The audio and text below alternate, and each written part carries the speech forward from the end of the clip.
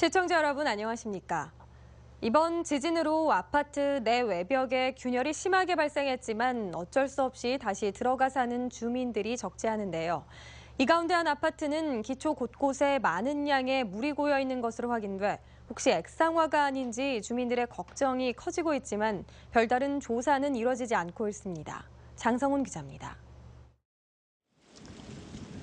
이번 지진으로 아파트 곳곳에 심한 균열이 생긴 100가구 규모의 한 아파트. 상수도관이 깨진 듯 출입구가 물바다로 변했습니다.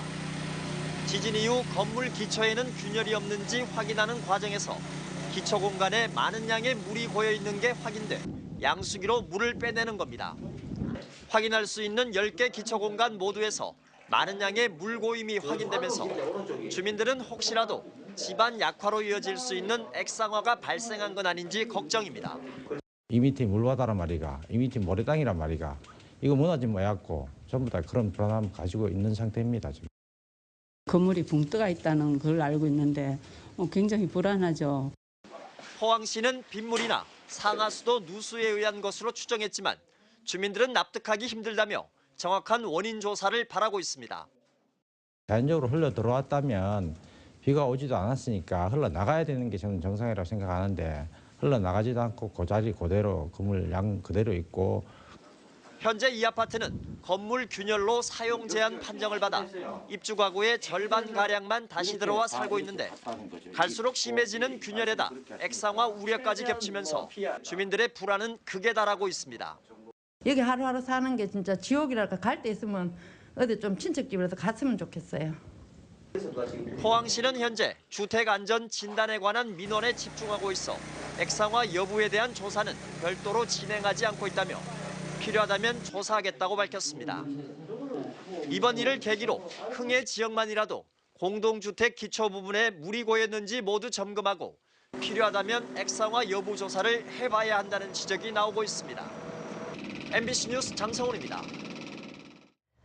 정부가 흥해읍 일대를 특별재생지역 제도와 연계한 재건을 추진함에 따라 포항시는 후속 대책 마련에 나섰습니다. 이강덕 포항시장은 오늘 기자회견에서 특별재생지역 선정 시 사업 절차를 간소화하고 재정기금의 조기 집행이 가능하도록 내년 1월 중으로 종합컨트롤타워 격의 지진 피해 수습단 조직을 신설할 방침이라고 밝혔습니다. 또 국토교통부와 LH, 민간 전문가, 지역 주민 등으로 도시재생 컨설팅단을 구성해 운영하기로 했습니다. 특히 재개발 사업성을 떨어뜨리는 투기 차단을 위해 지진 피해 지역 부동산 거래 동향 상시 모니터링과 토지거래 허가구역 지정을 검토하기로 했습니다. 포항국토관리사무소는 포항 지진 이후 흥해 마산리 7번 국도 땅속에서 발견된 크고 작은 공간은 지진으로 파손된 상수도관 누수로 생긴 것이라고 밝혔습니다. 국토관리사무소는 국립안전재난연구원, 경북대 등의 전문가들과 3차원 지표투과 레이더 방식으로 조사한 결과 이 같은 결론을 내리고 물이 흐르는 유속 공간 3곳을 복구한 데 이어 나머지 2곳도 이번 주까지 복구하기로 했습니다. 또 시민들의 불안감을 없애기 위해 오는 20일까지 진앙 반경 10km 안에 있는 국도 18.4km 구간을 정밀 조사하고 분석해 구멍이 더 있는지 조사할 예정입니다. 지난달 포항 지진 때 큰 피해를 입었던 한동대학교의 건물 복구 비용이 41억 원으로 집계됐지만 교육부는 사립대의 자연재해 피해에 대해서는 복구비를 지원할 수 없다는 입장입니다. 이에 따라 한동대는 악화된 대학 재정 여건 하에서 피해 복구를 전적으로 대학이 부담하긴 어렵고 사립대학도 일종의 공공재인 만큼 교육부와 국회 등에 지진 피해 관련 사립대학 복구 비용 지원 협조 및 제도 마련 입법 청원을 제출했습니다. 한편 한동대는 건물 복구 비용 41억 원 가운데 절반가량을 포항시에서 지원받기로 한 상황이며 나머지 20억여 원은 모금과 대출, 자체 재정으로 충당할 계획입니다. 한반도 전역의 단층을 조사하는 내용을 담은 지진 화산재해 대책법 개정안이 국회를 통과했습니다.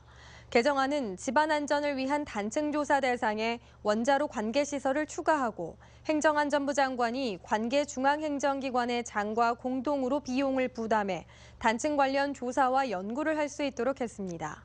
개정안에는 또 내진 설계 기준을 정해야 하는 시설에 물류시설과 집단 에너지 공급시설을 포함하는 내용도 담고 있습니다.